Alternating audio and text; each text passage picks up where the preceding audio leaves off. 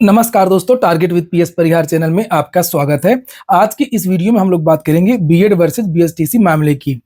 चयनित बीएड छात्रों का क्या होगा, अचयनित जो बीएड हैं, बीएड के जो नए छात्र हैं उनका क्या हो सकता है, और साथ में सुप्रीम कोर्ट में जो 13 मार्च को सुनवाई हुई थी उस आदेश की भी चर्चा करेंगे। तो वीडियो को जल्दी से लाइक कर दें, शेयर कर दें, और जिन छात्रों ने चैनल को अभी भी सब्सक्राइब न किया हो तो जल्दी से सब्सक्राइब कर लें ताकि आप लोगों को इसी प्रकार की ऑथेंटिक अपडेट से सबसे पहले मिलती रहे। चलिए शुरू करते हैं।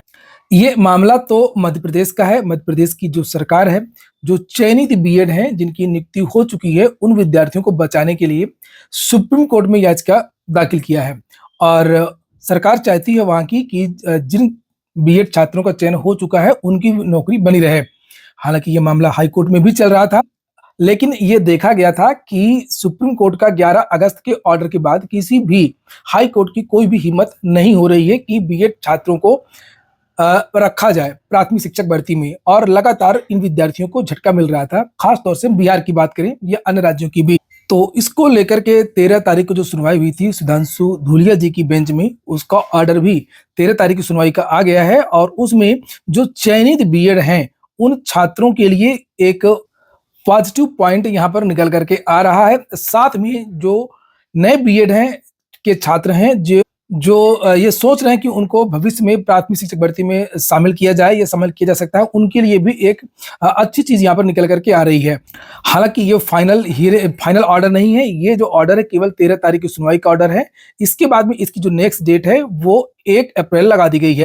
यहाँ पर देख सकते हैं, लिखा भी है, we have heard the learned solicitor general mister Nataraj, learned additional solicitor general, learned senior counsel and learned additional advocate general appearing for the parties in the miscellaneous application registered as party diary number लिखा हुआ है। Let this application be listed 1 April. 1 अप्रैल को 2 बजे इस case की सुनवाई होगी। और नीचे जो महत्वपूर्ण पॉइंट ये दिए हुए हैं, और यहां से आप समझ सकते हैं कि सुप्रीम कोर्ट का रुख पहली बार हमको देखने को मिला कि थोड़ा सा बदला हुआ है। अभी तक कुछ भी बदला हुआ नहीं दिख रहा था, बिल्कुल साफ साफ खारिज कर दी जा रही थी। चाहे पश्चिम बंगाल वाला मामला हो या अन्य मामले हमने देखे हैं, सीधे खारिज हटा दिया गया। और यहाँ पर आज पहली बार इस तरीके के आर्गुमेंट देखने को मिल रहे हैं, और जिसमें से 2 पॉइंट है ये। और इस पर क्लियर करने के लिए सुप्रीम कोर्ट ने कहा है सरकार से, और यहां से आप लोग काफी चीजें फाइंड आउट कर सकते हैं, जैसे how many vacancies in primary school are there, primary स्कूलों में कितनी भर्तियां हैं, और likely to be there across the country in all the state and union territories for the year 2023 to 2024 एंड 2024 to 2025 which are yet to be advertised. जो भर्ती किया जाना है, प्राइमरी के कितने पद रिक्त हैं, साफ साफ सुप्रीम कोर्ट ने यह पूछा है।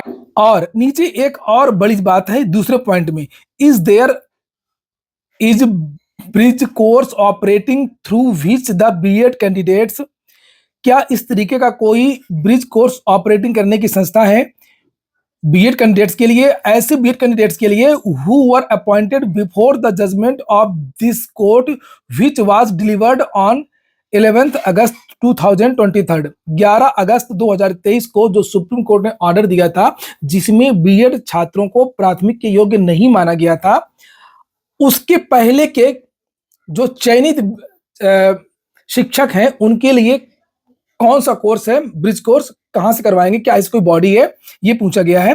Could train themselves which would take their qualification at par with DElEd, जिस कोर्स को करने के बाद ब्रिज कोर्स को ये विद्यार्थी डीएलएड कैंडिडेट्स के बराबर हो जाए। निश्चित तौर पर सरकार ये कहेगी कि हाँ हमारा प्लान है और हम करवाएंगे, भले ही इस तरीके की संस्था नहीं है। और अगर सरकार यहाँ पर कहती है कि हमारे पास ऐसी संस्थाएं हैं, हम प्लान कर रहे हैं इन बीएड छात्रों को ब्रिज कोर्स करवाने के लिए, तो हो सकता है यहाँ से कि बीएड छात्र जो चयनित बीएड हैं, चाहे वो 69,000 के हों या अलग अलग राज्यों के अन्य भर्तियों के जो छात्र हों, उन विद्यार्थियों को यहाँ से रिलीफ मिलती दिख रही है। आप लोग इसको गौर से पढ़िए। अगर रिलीफ नहीं मिलनी होती तो सुप्रीम कोर्ट ये क्यों पूछता कि क्या इस तरीके का कोई कोर्स उपलब्ध है जिसको करने के बाद में डीएलएड छात्रों के बराबर बीएड के छात्र हो जाते हैं। और उसके बारे में तो एनसीटी ने पहले ही कहा था कि हम ब्रिज कोर्स करवाएंगे और ब्रिज कोर्स के बाद में जो है वो चीजें हो जाएंगी। लेकिन एक चीज और निकल करके आ रही है, एक चीज और निकल करके आ रही है कि यहां से अगर केंद्र सरकार चाहे, मैं पहले भी आप लोगों से ये बात कहता था कि गवर्नमेंट चाहे तो वो कुछ भी हो सकता है, सरकार चाहे तो कुछ भी हो सकता है। जिस कोर्स की यहाँ पर बात की जा रही है, जैसे सरकार तो कहेगी कि हाँ हम कोर्स करवाने वाले हैं, हम करवाएंगे ब्रिज कोर्स, और हमने इसके लिए नोटिस भी जारी किया था, एनसीटी ने नोटिस जारी किया, ये वाला नोटिस जारी हुआ था, और जिसमें ये कहा गया था कि 6 महीने का आवश्यक कोर्स पूरा करना होगा और बीएड, वो विद्यार्थी प्राइमरी के योग्य हो जाएंगे। तो इससे जो आने वाली भविष्य में अगर सरकार चाहे तो BEd BEd plus bridge course पहले से जो विद्यार्थी कर लेंगे वो प्राइमरी के योग्य हो सकेंगे। अगर सरकार चाहे तो, केंद्र सरकार अगर चाहे तो वो ऐसा कर सकती है। और क्योंकि आप लोगों ने देखा होगा कि कल के ऑर्डर में जो पॉइंट नंबर 2 है उसमें भी यही बात पूछी गई है। तो जो पुराने शिक्षक हैं बीएड, वो तो यहाँ पर जो रुख दिख रहा है वो तो सेफ दिख रहे हैं, लेकिन जो नई भर्ती में शामिल होना चाहते हैं उन विद्यार्थियों के लिए भी थोड़ा सा संकेत पॉजिटिव दिख रहे हैं इस ऑर्डर पे। और लेकिन ये चीजें डिपेंड तभी करेंगी जब सरकार चाहेगी तब। सरकार ही अगर नहीं चाहेगी और विज्ञापन ही अगर नहीं निकलेगा तो मौका नहीं मिलेगा। हालांकि चुनावी वर्ष है, वोट बैंक की राजनीति है, विद्यार्थी अपने अपने तरीके से दबाव बना रहे हैं। 2 दिन पहले भी विद्यार्थियों ने अभी एक ट्विटर अभियान रखा और जो कुछ समय के लिए ट्रेंड भी हुआ था, आप लोगों ने देखा भी होगा। और कोर्ट से तो उस तरीके की रिलीफ नहीं मिलने वाली है कि कोर्ट अगर चाहे तो केस करके और कोई उस तरीके से शामिल कर दे। हाँ, सरकार अगर चाहे तो ब्रिज कोर्स प्लस बीएड के आधार पर नई भर्ती के योग्य कर सकती है और जो ब्रिज कोर्स है वो कई संस्थाओं में शुरू करवा सकती है। तो देखने वाली बात होगी कि आखिरकार 1 अप्रैल को जो डेट लगी है उसमें क्या होता है। जो भी अपडेट्स होंगी मैं आपको इस चैनल के माध्यम से दे दूंगा।